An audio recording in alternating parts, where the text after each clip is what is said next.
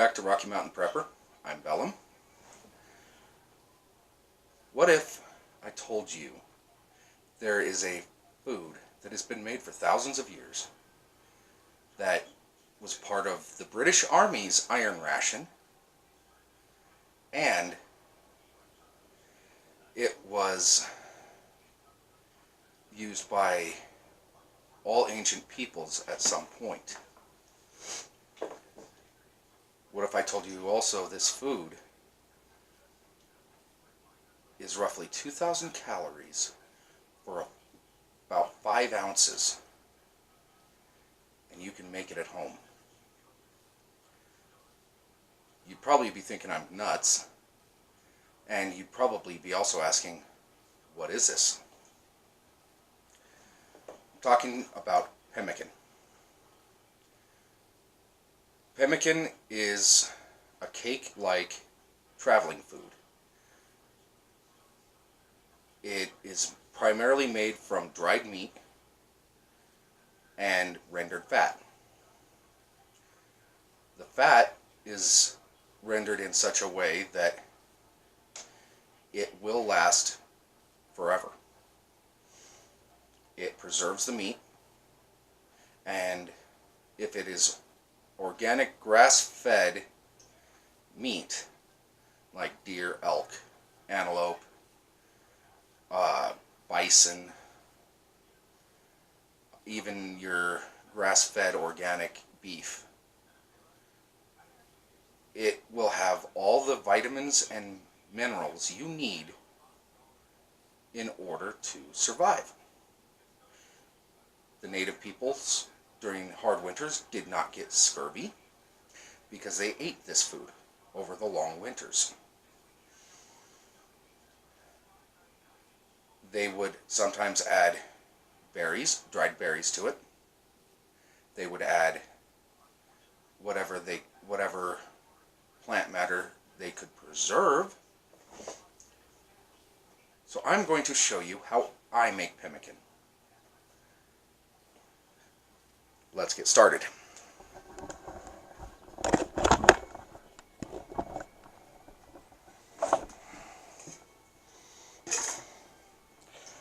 I am not going to show you in this video how to dry the meat and other product.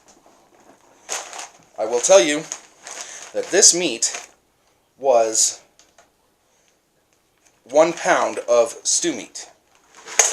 I sent it through my freeze dryer, and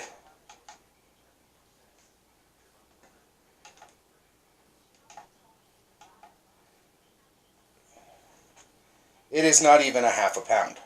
It is 4.5 ounces. Now that is very important because that is how much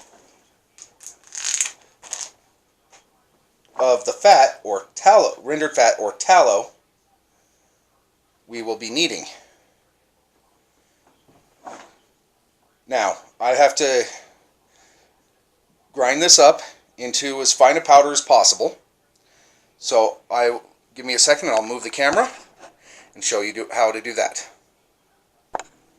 Alright. I like using a blender. I have this crappy little wannabe magic bullet. You just drop the pieces in,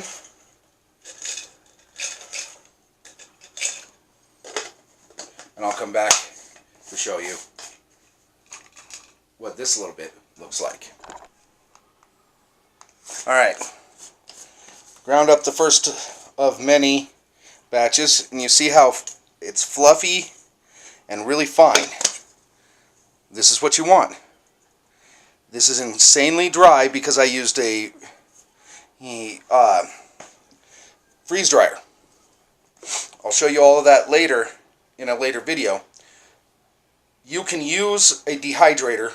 It'll take 3 or 4 days, but you have to get it as dry as possible. I chose to go with my freeze dryer just because it takes less time to get it drier. In fact, there's almost zero moisture in this. Alright, I'll come back to you guys as soon as we're done with the meat.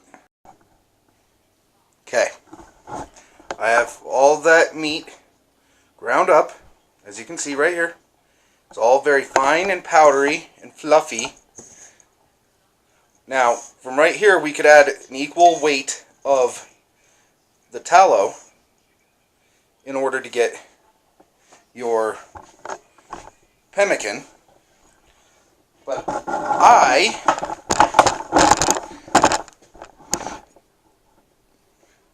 prefer to make it similar to a beef stew. So I have here, in these two bowls, I have 4.5 ounces of our mix, or of our vegetables.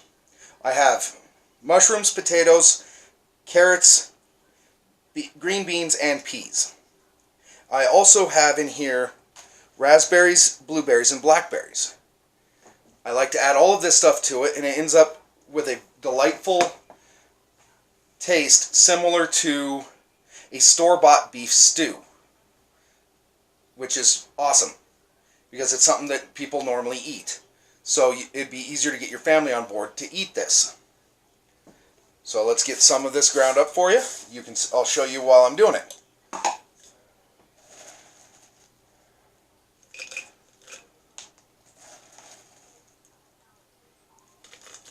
Don't worry about the little piece that fell. My dog will be happy to get some. It's just a piece of carrot. Alright. Like that.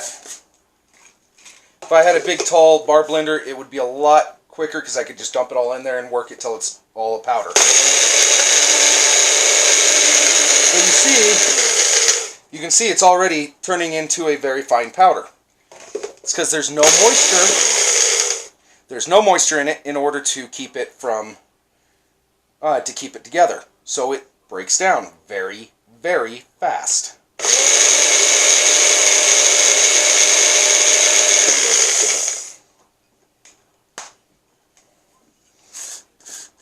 And you see here,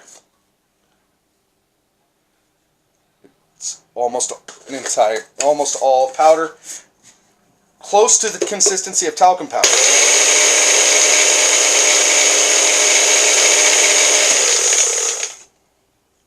There we go. I'll come back to you as soon as I have this all done. Okay, here we have the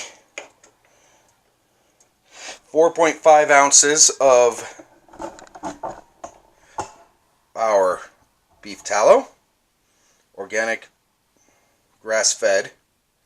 We're just melting it down gently. You don't want to get it too hot. If it comes to a boil or it comes over a temperature of 120 degrees, then you can lose vitamins. And we don't want that. We want it to have everything possible. So I'm going to finish melting this, and I will show you. There's everything that's been ground up, all the vegetables, the berries, and the meat. I'm going to mix that up really well while I wait for the pemmican, or the tallow, to finish melting. Then I'll come right back to you. Okay, as you can see, it's all mixed up. Nice and fluffy still. A few bits and pieces that didn't make it through, but that's okay.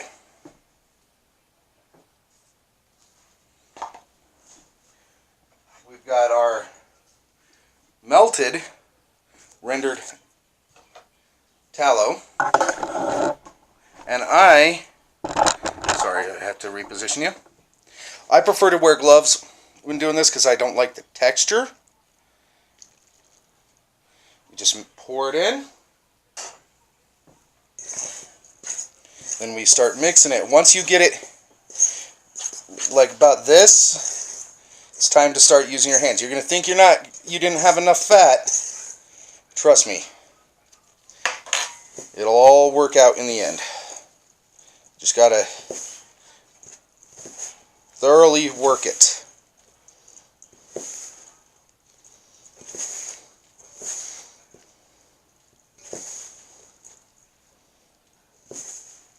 This happens to be a drier version of pemmican. I think I am going to have to go with the wetter version and do a little bit more fat. Because this is not quite the consistency I like.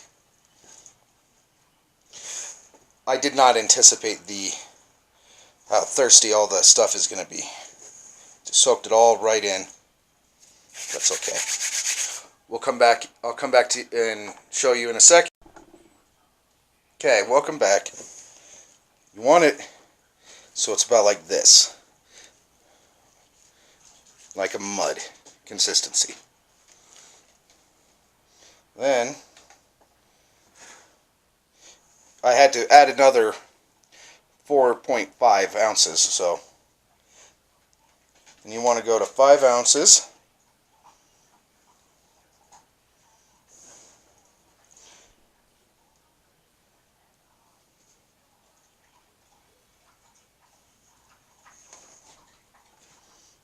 See that?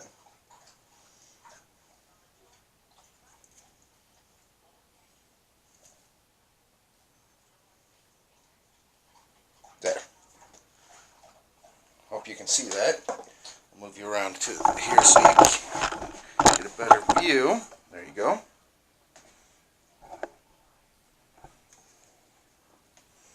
And we'll take this.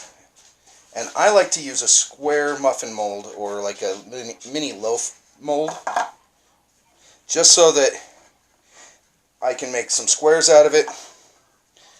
That way they stack better. Traditionally you would make little balls out of them.